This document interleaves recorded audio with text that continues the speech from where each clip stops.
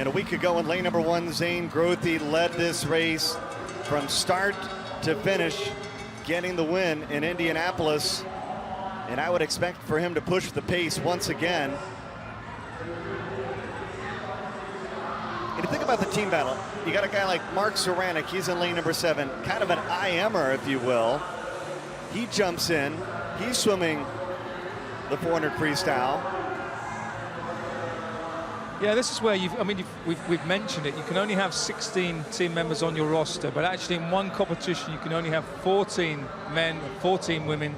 12 of them can swim individuals, and 2 of them just in the relays. So in some of the races where you haven't got a specialist in that event, you're going to have to put someone else in. That's where you have to make that call. Hopefully you've got swimmers like Zoranic can swim a medley so he can swim all the strokes, but you're going to be losing points. It's just how many points you're going to lose or how many points you can potentially make up.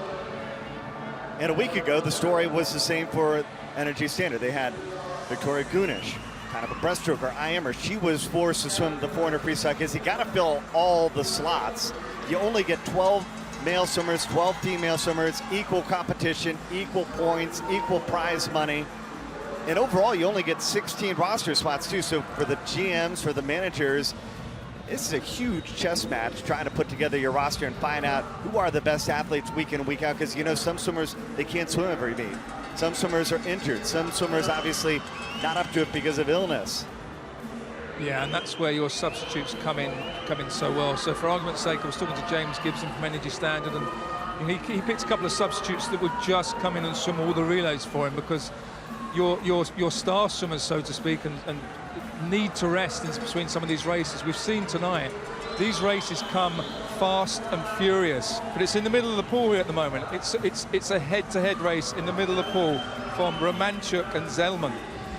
Yeah, Paul Zellman, 24 years old, out of Germany. And again, we talked about it last night. A swimmer from Denmark in 8, Great Britain in 7, Estonia in 6, Ukraine in 5, Germany in 4, Australia in 3, Serbia in 2, and an American in lane number 1. Folks, this is the International Swimming League. Every lane has an athlete that represents a different country competing. That makes it really special. So at this wall here, they're going to have 100 meters left. Paul Zellman, stroke for stroke with Romanchuk. Look at that, only 2 100s separating. And Grothe, who won it a week ago, he's 3/10 off. Yeah, they're both looking at each other now on this length. They're eyeing each other out. They can look in each other's eyeballs. That's only a couple of meters between them. Romanchuk going to his legs a little bit now, trying to push, just trying to give himself a little bit of a lead. Energy Standard down by about 20 points. They could use the win. Romanchuk gets away every turn, just by a couple of inches, but those inches over 16 lengths make all the difference. But here comes Grothe. Grothe going to his feet. Romanchuk going to his feet, and it's going to be Grothe turning first. What a final 50 for him.